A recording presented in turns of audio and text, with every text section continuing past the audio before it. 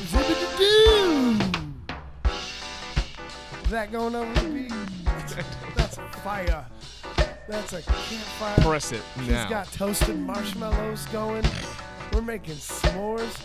And the graham crackers, we didn't get those honey maids. We got those fancy Ritz graham crackers. They got I import my graham crackers from Sweden along with my chocolate. The Swedes know how to do graham. They do. They're all about graham. And see, I make my own marshmallows as well. So it's like I'm like a craft s'more maker. Man, I bet that is hell on your pots and pans. It is. It's fucking horrible. I can't. Yeah. I use them once. I just chuck them. Yeah. My backyard is just full of old dishware that I can't use It's okay anymore. though. You work and you got it like that. Yeah, no, it's nice. It's nice. Disposable marshmallow pans. Mm-hmm. Man. I've got money. I could do that now. Exactly. If you guys couldn't tell, we just got done writing a song about paying bills. Yeah. Check it out. It should be out soon. Cool little, I don't know, fun little musical musing that came up. But I don't know. That's the spring, man. That's how that stuff gets going. Like, all winter, you're kind of sitting there like, okay, trudge through, da-da-da-da. No, I'm fine. Like, winter's not getting me down. It's solid. And then you see one green leaf, and all of a sudden, you're Superman. It's like, I wish there was a third-person camera and just to see, like, a burst of light on my face, like, slowly, like, glow open, and my face is like, like, fucking, it's happening, motherfuckers. Like, yeah, and then one day you wake up and you go, who the hell's been living here? Why isn't all of this done? Why does my toilet sound like a train? Like, what's been going on? My God, this is not an Amtrak station. This is where people live. But yeah, dude, so spring's going. People Spokane, you also know that's like when the cool stuff starts coming up. Elkfest lineup came out. It's looking pretty good, dude. I've heard a little bit about it, but I'm really sad that I would love to play it again. Last year was like one of my most, like, being on stage at Elkfest with that many people is awesome. No, I saw that show. That show was badass. And not having to buy beer and having like a tent in the back and talking to like these musicians from, different walks of life and stuff. Yeah. So we're just sitting behind the stage. Like, people were playing. We're just drinking beers and like, it was cool. Like, so lay it out there. Like, what band was bad at, like, personality wise? Everybody I talked to was really cool. Like, it was fun having like spiders around that knew folks from other groups. And, it's been about a year, so I don't really remember too many names, but it was just pleasant people talking to, just bullshitting about music, sitting there, just drinking like real crap beer and like, right. And just chilling out, like sitting right behind the stage at Elkfest, and you just hear all these people and this awesome music. And then there's like this distinct cutoff from, behind the stage. This is our space. It's your land. Yeah. And so it was nice, man. Dude, that and Elkfest has such a unique vibe. The only thing I've seen like it is if anyone's been Capitol Hill Block Party, that sort of thing where, yes, it's a concert's going on, but there's this, not festival like you're going to get it going to Sasquatch or something like that, but festival almost in a street fair vibe. Well, yeah, and there's a ton of food trucks there, right? So that's cool because you always get some grub if because the elk and shit are just banging with. Oh, it's nuts! That place across the street, which had just opened, that place was going nuts. And I think it's the same week where they generally have the art out in Coeur d'Alene Park, I believe. Yeah, they do Art Fest. Yeah, so Art it's like, Fest, and a lot of places are having, pre-Elk Fest shows and stuff. It's just like, really cool to see how much, and like, man, it's like, hey, there's good music, there's good food around, there's good art, let's go check it out. And I'm excited to see it in like 5 years because I remember like when it was just local groups going through and it was kind of just a show thing. They'd do it at night and stuff like that, and then it grows. Now we're doing it all day. Now there's more vendors. Now people are coming in. And the thing I love is the fact that the lineups, if you look at them now, even though now they have this pool where they could, bring some people in, some really interesting groups, like it's still really local driven. Yeah. Like, because that would be the thing that's a shame, where it's like, this is how it started. Yeah, and I think we have enough, there's obviously enough talent and like good music in town that you can put on a fucking 2-day show and like 3-day show and have a great time. Check it out. So here it is. First of all, for people who don't know, Elkfest, June 6th through 8th. If you've been under a rock, haven't gone to it, go. You don't need to go with more than $60 in your pocket. Shit, You could probably get away doing it for $30. So here's our lineup. right off the bat, I don't think they've even been together for longer than 6 months. Wax and drums. They're everywhere. Yeah. Doing their shit. No, Travis wails, man, and it's just dope. That and Wax 808 of like, I haven't seen that many, but of the DJs and stuff I've seen, like this dude is just an operator. He has his stuff together. Like I envy how organized this dude is. Right. You know, like if any local artist is out there looking at how to conduct yourself, as per, you know, doing the show, some people will go make themselves a spectacle outside of the show, stuff like that. Just being professional, like that's the cut dude dry, to learn like from. Boom. Exactly. This is what it is like. And then not just that, but like the way he lays out sets where it's like, we're going to do a slow build in this mix. We're going to get going and bring in the MCs, boom, because this is when it's going to be hitting. Right. Like, dude's knowledgeable about that. The Lion Oh My, Lavoy. Lavoy's actually kind of cool. They're kind of like mixture of electro with a little bit of early 90s alt rock vibe to them. Yeah, they got, I mean, some 80s pop too. Like, they're cool, man. And I've seen them a couple times, and I mean, I've fucking actually seen them quite a bit, and they're awesome. Like, they're really cool at some of the baby bars. Seen them at the Red Room. They're all over the place, and with good reason. Like, they're tight, you know. And that's what I like to see. Is like when I was doing like Octo Ninjutsu and stuff, super fun, but so loose. And it's like we're like, fucking, what are we doing now? Like, just, you know. Well, I mean, some bands that works, some it doesn't. It's almost like you kind of, it's going to be part of your identity, but you have to know based off the music you're doing, how you guys execute that music, whether it's going to work. Like the Saturday Nights. I don't know if you've ever seen them. They're a cool band from Seattle. Basically, they went and got two MCs. One was heavy backpack. One was backpack kind of into the gutter stuff, and then got him with this DJ who's really outside of the box, who was doing a lot of like 70s rock samples. Like stuff had a groove, it had a chug to it. And they get going, like they had songs like 40, where it's like, I was on the dance floor and the DJ dropped my 45. I was so hyped, I dropped my 45. Everybody just dance, dance, dance. Stuff like that. But their whole thing was, are they going to make it through the show? Because they, you know, one of the members like dude drank and stuff like that. So they would go, and sometimes they would just improv bad stuff. Other times you just kind of watch this reaction, you know, just kind of bubble. But every time it was live, you know. Meanwhile, there's other cats where it's Beats Antique. They were just in town where that shit to a T. Yeah. Everything is set. I was so pissed. It's a beautiful thing. My anger is ugly, my friend. Yo, go YouTube just so you know what it is. Because I've seen them play, and that's why I was so fucking. Because for someone who does amped. music, there's lessons to learn there.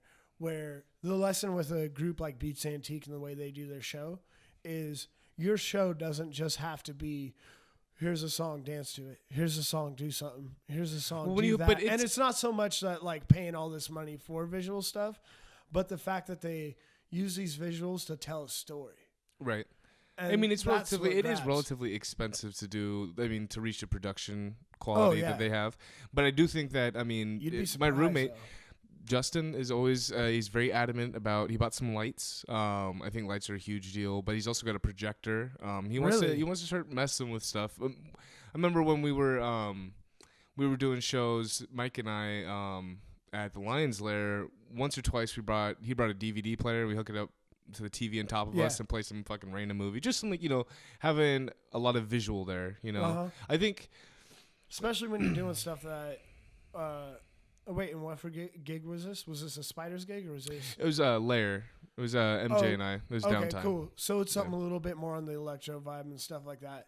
Yeah. Yeah, because that's the stuff where, you know, if you don't have a full band accompanying you, it is going to be a little bit of a help. Put something visual up there, more visual stimulation. Trying to be less static, you know? And that's, I think, incredibly important. I think, because, I mean, the idea is, like, you know, a musician, I feel, is, like, you can't, if you perform live just as a musician, you are really banking on your music being the great, like, super, super great, you know? And it can be, and I've seen some shows where it's just dude playing, and that's good, and that's all you need. Oh, and sometimes that makes it better. Like that's what makes it. You know, But if you the got idea a of guy up there with entertaining- one guitar, just doing his thing, you get that personal. You get Well, that and that's intimate. something like the Spiders were doing when we had the flying circus. You know, we have belly dancers and people breathing fire and like Right. you know trying to make it crazy. We want it to be a spectacle. We want to entertain you. You know, Right. and music is a facet of entertainment. I think visual design and that kind of flair is a part of entertainment. When you can piece together this really cool prism of music and lighting and set design and stuff like that, that's a fucking fun thing to watch. And that's when you get into really creating art, because now you're not just creating a song where you see. Now you're creating an atmosphere. Now it's exactly. almost like a gallery or an exhibit. This is something people are going to walk into. You can experience something. Are you going to just put money at it so it's like, oh, lasers are cool, this is cool, that's cool, Lasers are always cool. lasers but is it gonna be a mishmash that you threw together because you got the money to do it, or are you gonna use that to like put them in a different world? Right. So now they're walking out of their everyday life and now you're in this whole other thing. And that's ultimately the thing that was best about Beats Antique, because I mean, Pretty Lights show, Pretty Lights is awesome. All that stuff's badass. Everyone touts him like he's got lasers like a motherfucker. It's gonna be like a 1950s sci-fi movie. And yeah, they had lights, they had all this cool stuff, and it's awesome because they do all their lights on the fly based off the jamming they're doing. But it gets to a point where it's like, yeah, that's cool. You're playing the song, you guys are jamming at it, although you're just jamming grooves. It's going for about like 8 minutes. Sweet, but there's no cohesion. Right. And that's where it's the idea of something special is when it goes and becomes something cohesive. You know, like some guys out there, they just get a tour going because, the money they put into the show. And now that's taken away from the music that's being played. And it's like, wow, I'd almost enjoy it if it was just the music, so I could really see what meets there. And it kind of feels like you're playing like a 3-card Monte a little bit, hiding imperfections. But when you're able to take all of those, your audio, your visual, your performance, your improv, your planned, and get it to be cohesive.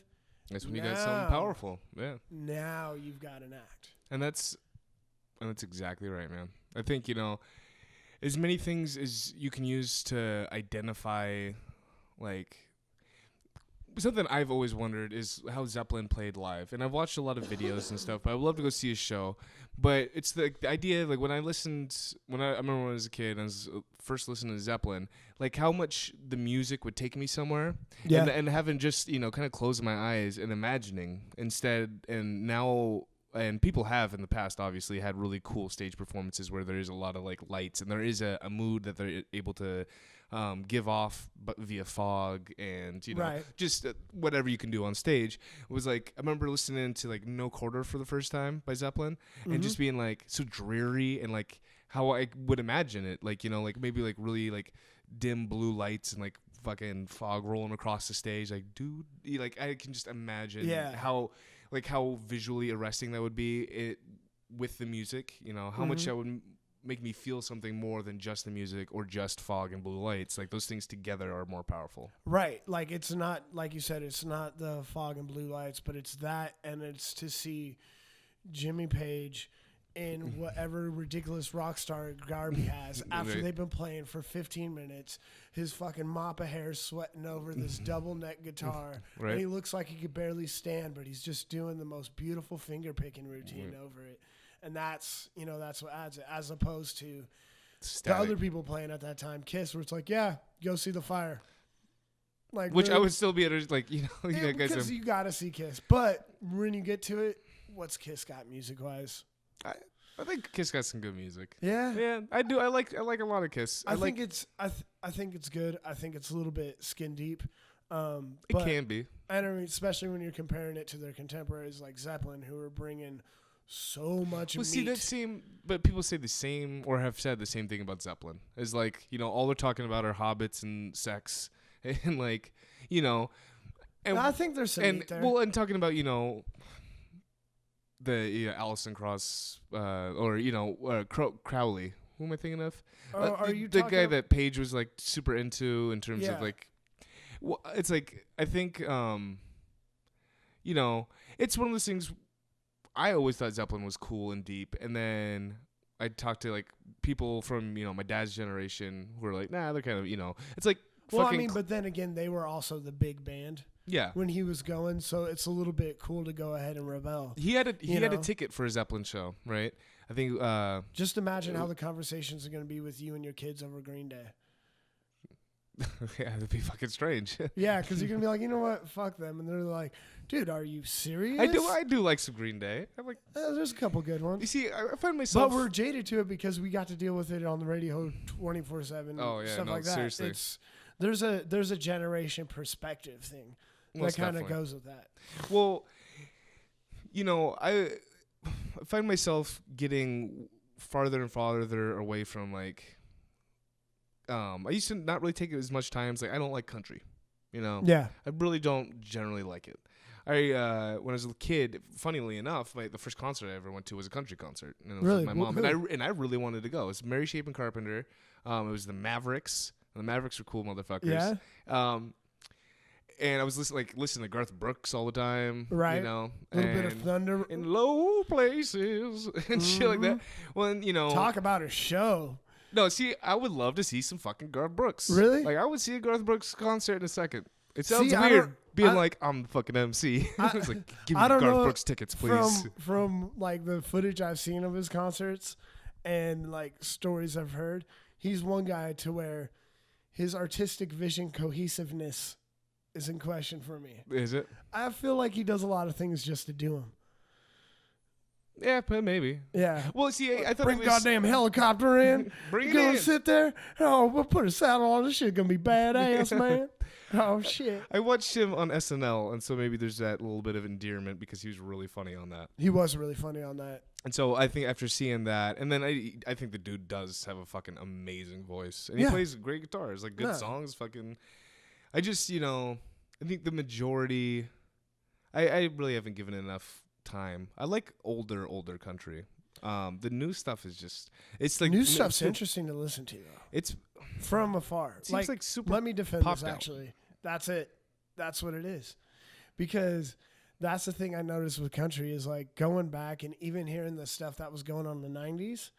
Like me older back then it was like, oh, turn it off, But older now it's looking at it, it's like, all right. Dude was spilling his heart out on that shit. Yeah. Even though it was a goofy, fucking weird heart. And that's the stuff with that older country is they are getting it out. Right. Like there is some songwriting going on. The new stuff seems placating. Like every song is like trying to be that one. They found the formula and they're fucking killing and it. I think it's a lot and of the they production. found out that country music for doing that pop music and stuff like that, and that's why it's interesting to me, is they found out like, man, you people can go rip stuff and all that. How are we going to get people to buy records? It's like, you know what? This country fan base is loyal as shit. Most definitely. That and like you selling your stuff at Walmart, they'll go pick it up while they're getting their TP and all that stuff. Not a knock on country fans. I go to Walmart. It happens. Sometimes you end up there. Dude, hey, you could say everything you want about like I'm a strike because, I'm going to local businesses for my toilet paper and stuff like that. But when you only got $3 on you and you need some toilet paper, that's the thing. You're going to go get where you can get some toilet paper.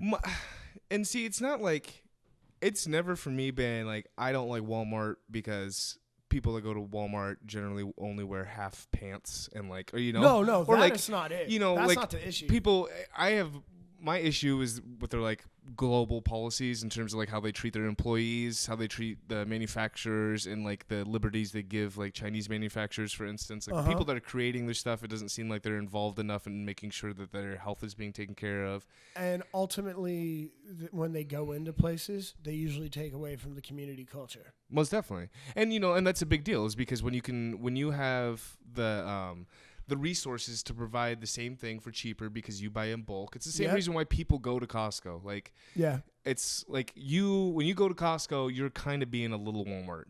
Like, in terms of being able to buy a lot for cheaper, you buy in bulk. So Walmart has some X amount of stores, so they need X amount of products, so they're able to negotiate prices down so they can always beat out the little guy generally. And that's, one of the things I actually watched, there's a great video by, I want to say John Green or maybe someone else, but it was about the idea that most Walmart employees are paid minimum wage, Right. and that a lot of them have food stamps.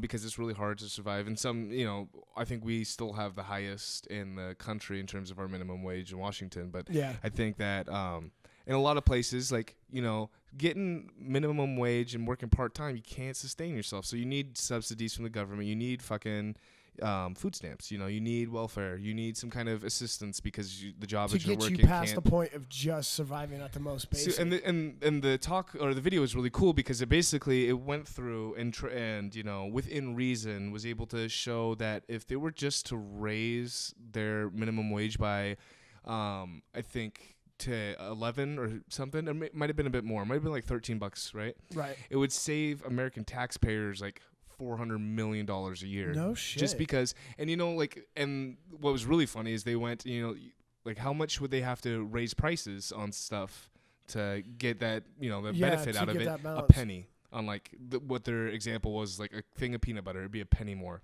No shit. So wait, who did this? John Green?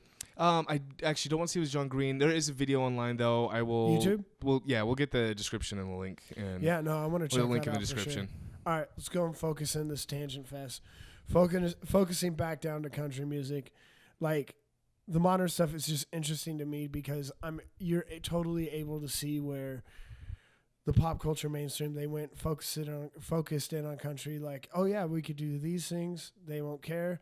It sounds good. We're gonna be able to sell it, and like how they just totally like tuned in on that genre as soon as they were getting failed by like, Britney Spears rap and R&B in the early 2000s, how they go. It's like, nope, this is the new money hog of mainstream music. Right. And you are right. Like they are people that listen to country are generally pretty devoted to it. I've met a lot of people that listen to country and they listen to rap and they listen to everything in between.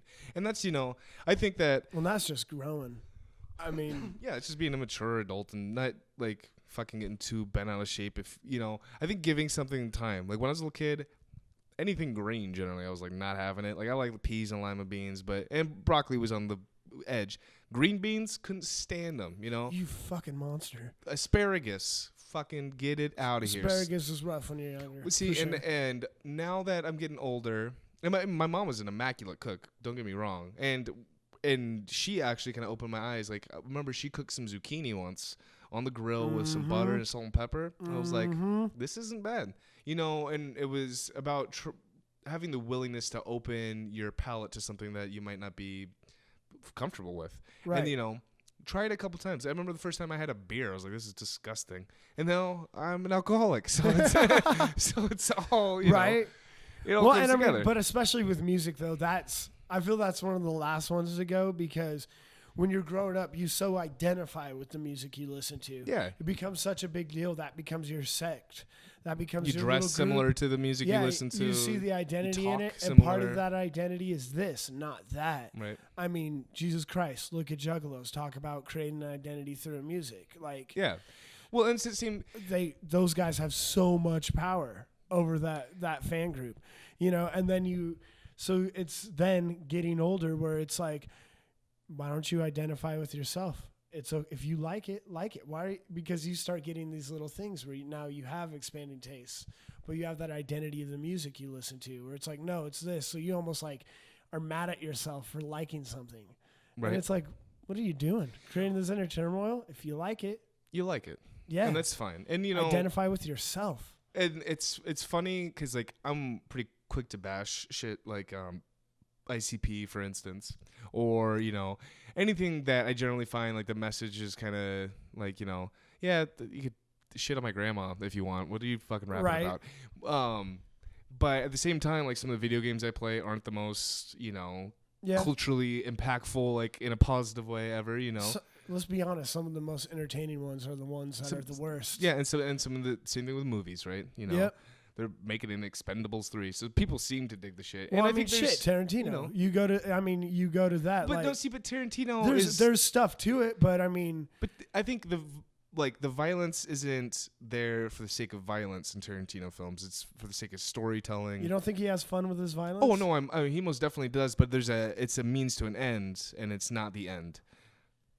And like that's the idea where there's movies that are completely the opposite, where we just want to watch shit get blown up. The plot's paper thin.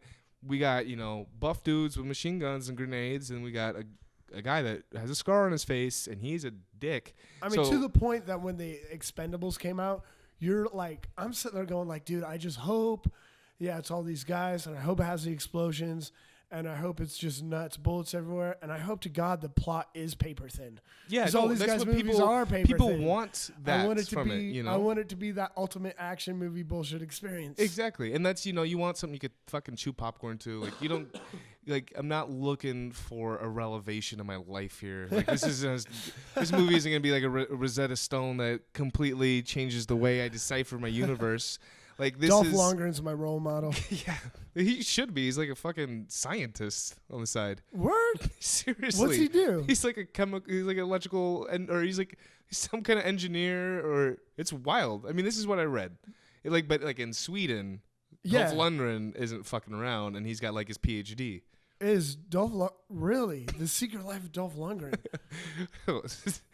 Dude, Radiolab needs to have that. Radiolab needs to do a Dolph Lundgren where, like, yes, you do the whole thing. Where I want to see the inside story of Dolph Lundgren. No, they're not going to do it right.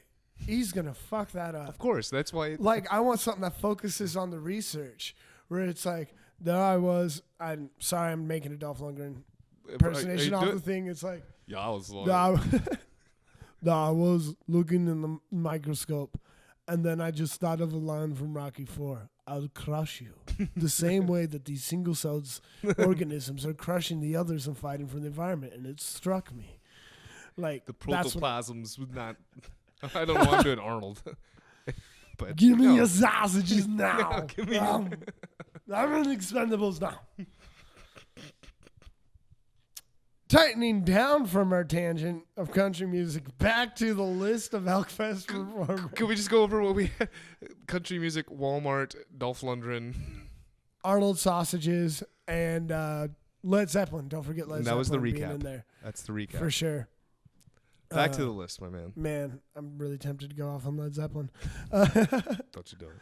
So, yeah, Lavoy, Full Conception, Real Life Rockers, Whoop. Terrible Buttons, Julia Mass and the Five Finger Discount, Scott Pemberton Trio. This group, I don't know. I know they're from around here. Snake. Is it with like a lot of S's? Yeah. I've heard of them. I haven't seen them, I don't think. Damn, I was looking for some insight on that. Snake. All right. Cody Beebe and the Crooks. Tango Alpha Tango, they're pretty badass. Hollywood. And I'm interested in seeing what this man's going to bring, James Pants. Hell yes. I didn't know James is playing elk. That's so fucking dope. Dude, that and like I haven't heard shit from him in like 2 years. You know, I had seen him. I was dating a lady for a bit, and we would go out and we would see him randomly, and she was in one of his music videos. Oh, sweet. And so I would watch that video, and I really liked the song, and I was like, yeah. And so anyway. The one in the Chinese restaurant? Was that? No, it was I think we're through. Yeah. It's over. Yeah. I called you late last night. Oh, I'm so busting this album out again. Anyway, so that relationship didn't work out. It happens. Anyway, we like a year later, I'm at the Swamp. It's New Year's. I'm with a new girl. I guess fucking he had been offered a whole bunch of money. I think he's like living in Germany or he's moving around. Right. He was offered a ton of money to go to play and DJ in New York for New Year's. Did the Swamp for $1. Really? It was a crazy night. Dude, that and I've never seen like one of the most entertaining things is going to something that Pants is DJing. Yeah, no, because people get fucking wild. They're because he gets wild. Yeah. Talk about a dude who totally flipped the whole DJ artist, like, because he does play, like, at the time at least that I'm thinking about, he was playing with the rap genre and stuff like that. Just totally flipped the whole persona on the head where it's like, no ego. I'm be acting like a jackass because I feel like acting like a jackass, and this shit just makes me want to dance in my pants. See, dance in pants all around, and we're going to boogie. Fuck you, I'm mashing potatoes. Like, I love that. I love that because especially you looking at, like, this was when he was at Stone's Throw, so he already had his thing going. But you looking at the local acts and everyone's all like, yeah, man, I spent half my paycheck on what I'm wearing for this show. It doesn't matter, but I look fly as shit. Right. And, take a picture, nobody smile. How are you going to act like that when this guy who's actually doing what you want to do is out there being a human being? Right. Like, What a flip. Y'all look stupid. Right. You know? Taking everything serious, and the guy that you're curious, or the guy's just playing, is not taking it nearly as serious. No. And he's probably gonna have a better time than you. Exactly. You know, you're sitting there like, keep it thugging, and he's like, yo, you want to play some Linda Ronstadt? Let's roll. Right. That's fucking man. That's so dope. I can't wait now. I'm really excited. Another thing with that cat is, you have no clue what he's gonna sound like. Yeah. Like, I really wouldn't be surprised if, like, you know, we get. He's only doing Japanese techno now. That's what I heard. Yeah, that's what you heard. See, yeah. I don't know. I heard he was doing Japanese acoustic folk. I think there's a little bit of K-pop in there, and then maybe I think there's that's one thing that's like almost a good idea. He's playing like, the Romanian mud boot. I could see that dude doing K-pop and it being badass. We talked about Japanese, like the Japanese pop with the the fake stars and stuff. Yeah, exactly. Fucking Pants bust something like that out. He's like, I'm gonna need a 30 by 30 foot glass pane. See, that's a dude you give him money for the visuals. Yeah, because he's gonna do something.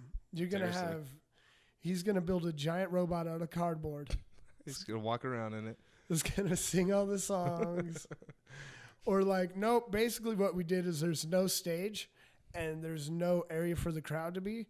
We have the setup we bring in, so the whole area is a pre-constructed cardboard fort we have. And you crawl through it and there's music playing throughout it and you just kick it with people and listen to music. And I'll be going through there and I might do a little acoustic set in a giant cardboard fort. I'll be in the middle with a tambourine. You find me and that's the show. And you can buy a CD. And don't forget to bring a Sharpie. You can write something on the side of the cardboard fort. And then we're gonna burn it. No, that's expensive. That's a lot of zoning stuff. I'm pretty sure it's pretty hard to burn a cardboard fort. Yeah. Is everybody out of the fort? Like, we're about to set it on fire. End of the night. Do another clear. We don't want Portland to happen again. Do another sweep of the fort. Yeah. Sweet God. So yeah, James Pants is coming in, and who knows what James Pants we're gonna see. It's gonna be badass though. And then out of Victoria, Current Swell. Current Swell, I had a chance to go check them out. Basically, twangy, not country rock, but like Almonds country rock. So a whole lot of that Southern soul in it, but epic as shit. A lot of huge buildups. Like basically, if you went Allman Brothers, mix them with a little bit of "And You Will Know Us" by the Trail of Dead. It's a little bit of Current Swell. So. Okay. Yeah, no, that and like that type of music when you think they're probably going to have them playing like, on a Saturday night at 8 p.m., it's getting dusk, all that shit going. That's going to be a scene, dude. Yeah. It's going to be a total scene. So yeah, that's Elkfest. And then the other thing, if you guys don't know about it, tell people about Volume, dude. Volume's coming up shortly. It's at the end of May. So it kind of precedes... May 30th, actually. Is it May 30th? Yeah. It's going to be, so it's cool. It's like a whole bunch of venues getting down together and being like, let's pre-funk before Elkfest. And it's awesome because you generally could buy, buy into a bar, or you could buy a pass that lets you into all the bars that are doing Volume. Like $15. Seriously. I want to say for 2 days. It's a ridiculous deal. You get to see great music. Last year they had at least 100 bands. Yeah, and what I don't think I played Volume last year. This might be my first Volume. Yeah, sweet. I think so. Or no, the Spiders played somewhere. I want to say I can't remember, but it's gonna be. I mean, it's gonna be pretty awesome. I'm excited about it. Once again, people don't know about it. If you're one of those people who stays away from downtown thinking nothing's gonna happen, Volume is one of those events that lets you know how awesome Spokane could be. Right. I remember the first year I went, this is only its third, maybe fourth year, but the first year I went, like you don't even go in a club yet. You just get out there on Sprague.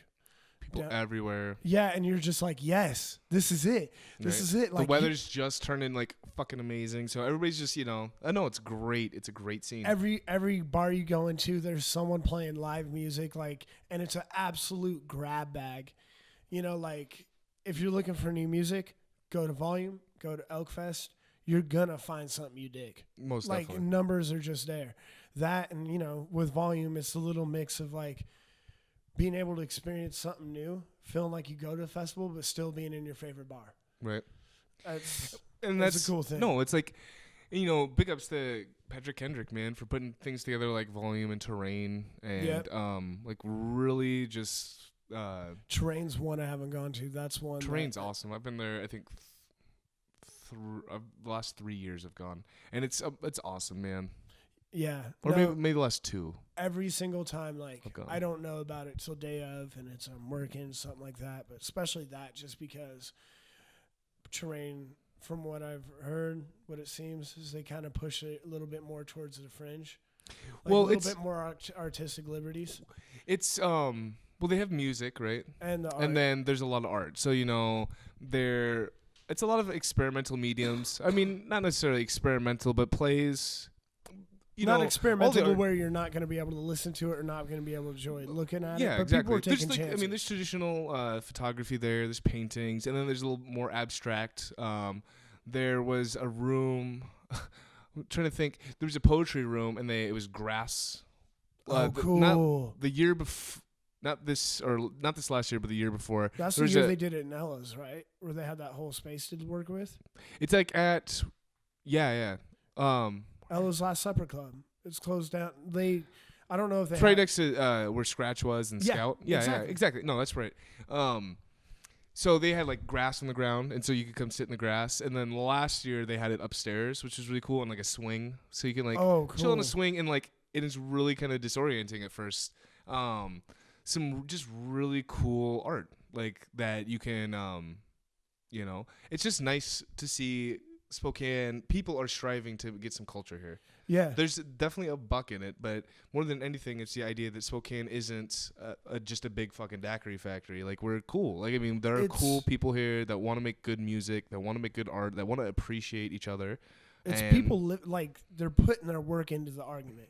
Because anyone who spent any time in Spokane, there's an argument that always exists, which is, does Spokane suck? Is there nothing to do in Spokane? Is it humdrum, someplace that when you turn 18 you're going to move out of, and you're not going to be missing, and you're not going to be missing anything?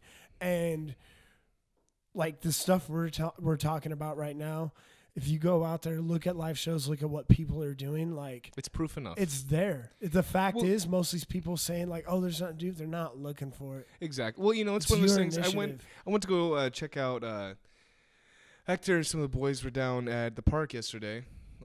So me and the lady walked down there, and it was just so fucking cool because we were walking down. I want to say Howard, maybe it was Howard or Wall, and it was a straight shot to the fountain in the park. Yeah.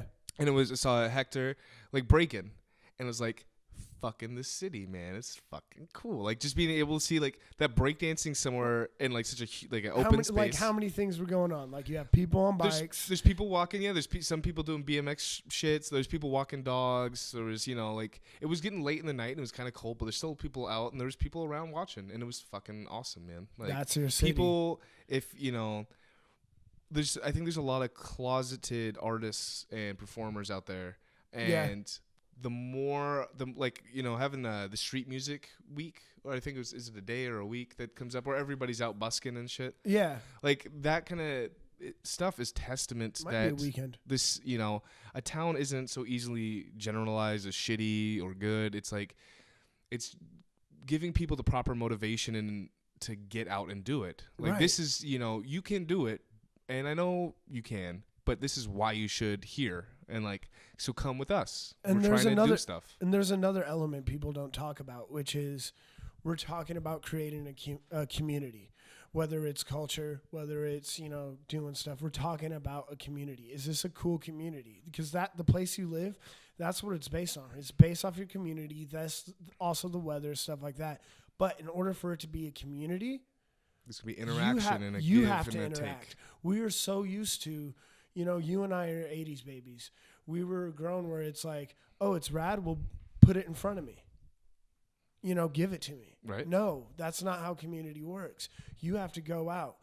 There's a give and take. Yeah, seek it. You know, you can't just take and expect it to be on your goddamn doorstep. I was so nervous when I came back from Bellingham in 2009. I had just started like freestyling in Bellingham with a couple people I had met. It was the first time I had done it outside of doing it just with my friends, like 2 or 3 people. Those are the people I rapped with. Nobody else in the world saw it, you know. Right. Went to Bellingham essentially by myself. Met people that were like-minded, and started doing open mics there. Like, you know, I did maybe 3 of them. We went and busked one night, made, you know, enough to buy a plate of nachos and a couple beers. Yeah. It was cool. Came back to Spokane, and on the bus ride back, I remember being so worried that I wasn't going to be able to do that anymore. Got off the bus, get my bag, start walking down the street towards the bus plaza. So I'm off the Greyhound walking towards the STA. See this really dapper black cat and just fucking nice suit and stuff. Yeah. And he's like, welcome to town. I'm like, thanks, man. I used to live here. He's like, and I asked him, I was like, do you know anywhere? Like, I rap and stuff. I'm trying to like get down, just, you know, like, do you know any open mics or anything? He's like, no, I don't, but I'll give you a beat. And so he walks my ass all the way to the plaza, give me a beatbox, and I'm rapping, and I beatbox for him, and he's busting stuff. And then we're just like, cool, man. Thanks. Didn't even catch his name, just like fucking. What a welcome wagon, dude. Seriously, I was like so that was an omen. Yeah, that was an omen. Seriously, like, if there ever been one in my whole life, that was it. The city was telling you that's like it's gonna be okay. Yeah, we got. It was like I felt Spokane gave me a hug that day. It was fucking cool, man. I remember going and just after he pieced, I was just like, fucking all right, it's gonna be okay. Dude, that happens in the city. There's been so many times. Like, shoot, just last Sunday, I'm sitting there working 2 jobs, working my ass off. All this stuff's going. It's grind, mind is crazy, all that stuff.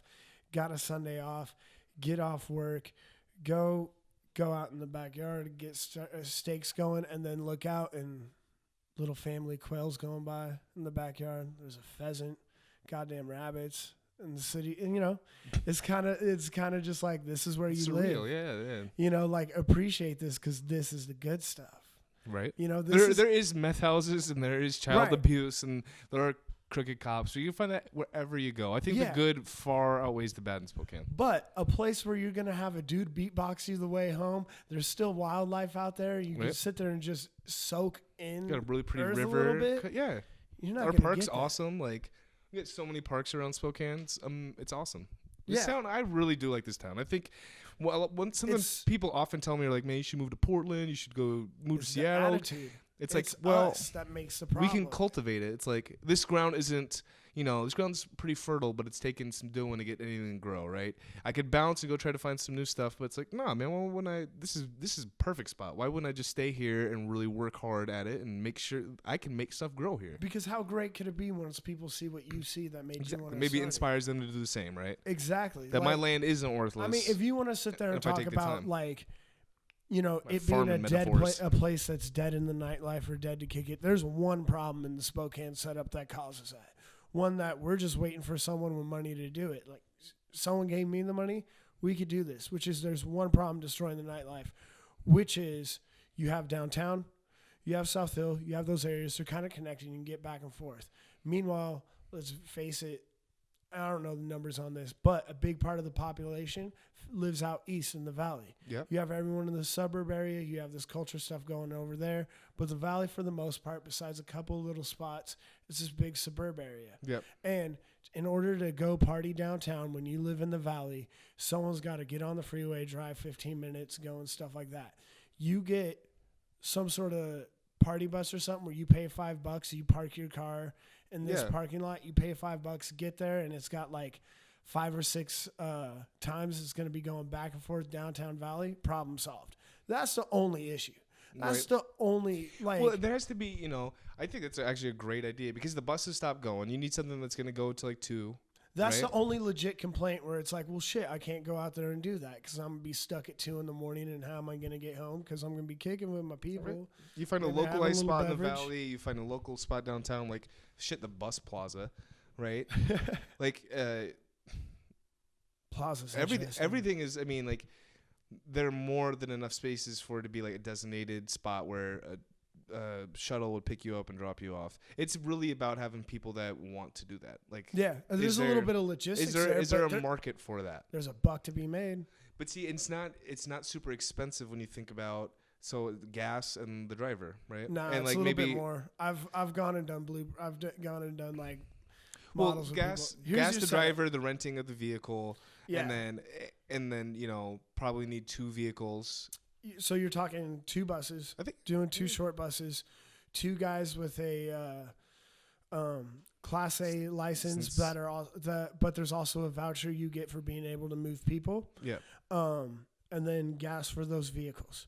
So you're dealing with that, Insurance. and then you're dealing with everything from there. It's small, but there are little logistics that need to be done. For example, getting with businesses that can we use this parking lot? Yeah. Can we get this going?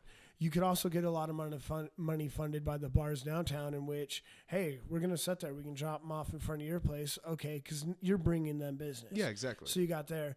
Other big thing you have to look is maybe security guards or liability something for like that. People getting too hype. Yeah, because that's where your biggest problems are going to come from is you got a bus coming back at 2 a.m. All these people doing their own thing, getting whatever level intoxicated you're talking about. How are you going to deal with it when someone pukes in the bus? Because that's going to happen on a nightly basis. How are you going to do it when someone gets rowdy talking to so-and-so? Deal with that. Now, are those problems? Yes, but they're solvable. They are. And in every form of travel has always had to encumber. You always have to think about the human element of unpredictability. Like some Rick might get fucked up. Yeah, tonight you're dealing with pretty much solely intoxicated people. So it's going to be a little bit that and a little bit of responsibility figuring out where it's like, well, he's at his car, but how's he going to drive home? Exactly. So there are. But it's a good idea. But the benefit and the profit the benefit for the community, which is the thing I care about, and also why someone would get into it, the profit, it's there if you're willing to put that time in there. But yeah. Also, other stuff people are saying like nothing cool happens in Spokane. I don't even know if this shit's real. I've been trying to talk to these dudes, figure out what's going on, see if we can have them on the show. Apparently Saturday, August 9th, Spokane County Raceway, they need 13,000 people to break the record. Facebook, there's a bunch of people like saying they're going, but you know what that means. They're trying to break the Guinness record for the world's largest balloon fight. When was it again? What day? August 9th. And they're trying to go from noon till 10. It's like $2 to get in. And their numbers they're like 13,000 people, 300,000 balloons. Now you're sitting there going, that's kind of hokey. Like, okay, that's cool, be part of a record, but how fun is it? Have you been in a place with 13,000 people? Good. Then you understand what it is with that crowd. Now figure out all these people are fighting in a giant water balloon fight. You're not going to experience something like this in your life. Like, it's just going to be wild. Like, this is one of those weird things. Like, anyone who wants to go do one of those color runs or the mud runs, where it's just talk about putting yourself in an oddity of an experience, this is going to be one of those things. Right. That, and you get to say you broke a fucking world record. Right. Gangster. You kill a whole bunch of birds.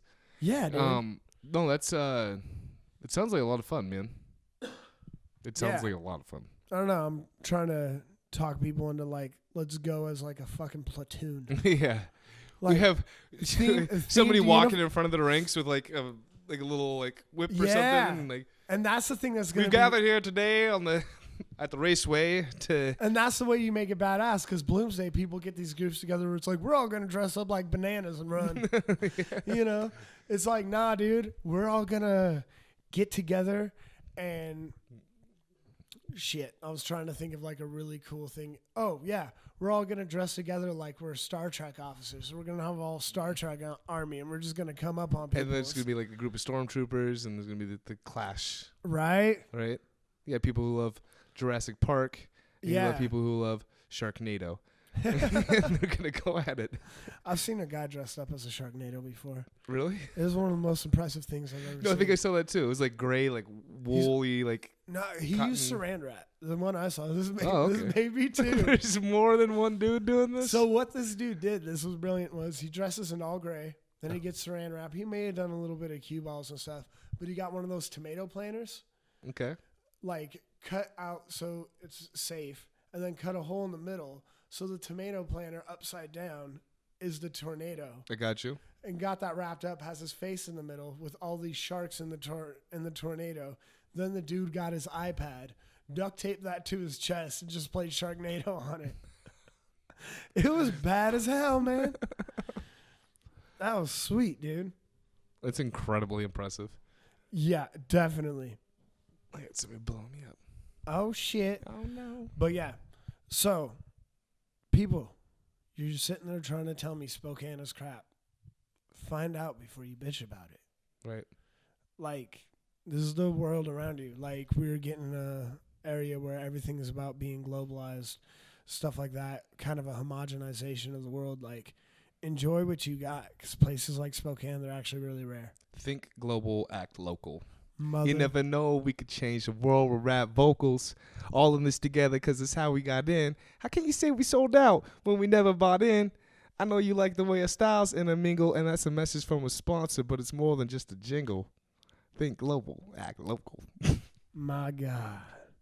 Had to bust out the commercial. I kind of want to just end the podcast on that, but it's too late because we're already talking after. Ah! No! It's never gonna end. Yeah. Other cool stuff that, like, people who are trying to figure out more about Spokane, stuff like that. It's not the same it was, but another place, Cretin Hop. Cretin Hop is a place. The battles. Oh, did you hear the battle got switched? Oh, when? So it was on the 30th. Now it's switched to the 5th. May 5th? Yeah, which works out really well for me because I was gonna have to miss a night of work, and it's like, well, shit. But now it's on a Monday night. I'm gonna have to miss a night of work. Kinda. I can't do open mic that night. Okay, well that works. So, I really got to start warming up too. I gotta fucking get ready for these boys. I want to take it. I want to take it. All right, you finally recharged on this? Yeah, man. Like I was kind of like before. I was kind of getting the vibe where it's like, oh, it's great to be a part of it. It's like, well, it is, But now I'm like, maybe it's the weather changing and shit. I've like transformed and like cut away to a montage of like my busting out of my clothes and like got hair growing out of weird spots. Like I feel like I got to get beastie on these boys and like show them that like I'm not fucking around. I went there. I lost so many battles, Sam, just to get I went there every goddamn one of them, and like I'll get like second or third, and it's like what, and I was in the right place mentally for a lot of it. I feel just I don't no excuses, just the circumstance of fucking losing my best. It was strategy. I think to an extent. People don't know what we're talking about. KTFO Rap Battle Royale. This is the 4 guys who've won the 4 previous battles they have in the past. They're doing this May 5th.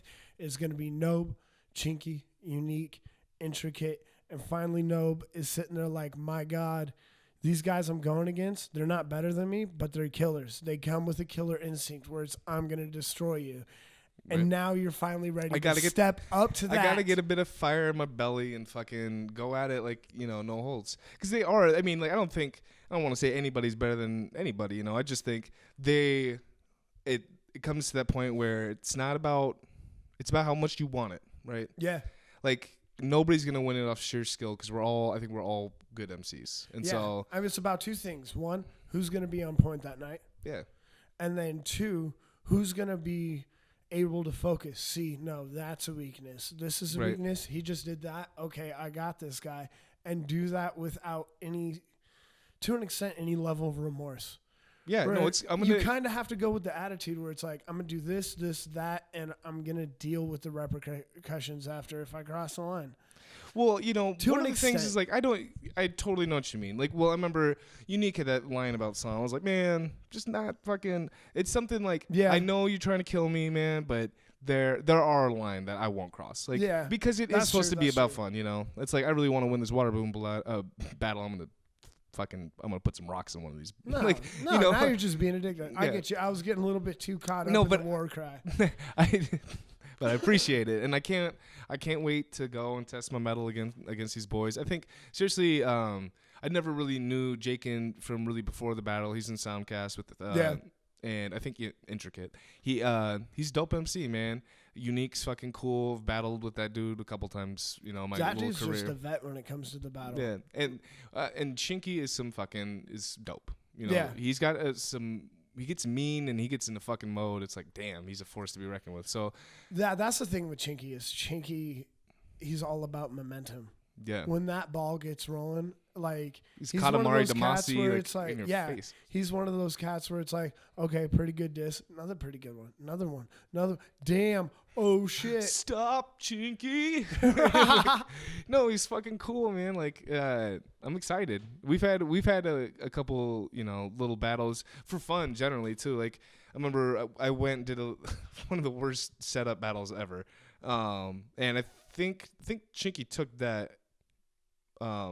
And we go outside. We're like, that was fucking stupid. It was set up shitty. It was just bad. We go outside. We got a couple people around beatboxing. Like Pest is there. Fucking got Moses Beats out there beatboxing. Yeah. I think Dave Brady's there. We're chilling and we're having a little battle between each other, and it was fucking fun, man. We both had cool punches, and afterwards we're like, cool, like let's gotta do that again, man. That's super fun. Let's cipher. Let's battle. Let's write something. Like, it's whatever. I wish that to this day, I really wish that Chinky and I could have got some more stuff done, like in the last year or two. Like, I would love to make a track with that guy. And actually, you know, the whole Soundcast crew is cool. So no, but I respect them. They're just a group that's got to focus. They know what they're doing, got their shit together, and go. Yeah. Go. Exactly. Don't treat this shit like a hobby, or else you're gonna get as much out of it as a hobby. Treat it like a job. Maybe you'll get as much out of it as you would a job. I totally feel that. Yeah, man. Murder it. All right, that's the podcast, y'all. My name is Sam. My name is Nobe. Y'all have a good one. Peace out. Bye.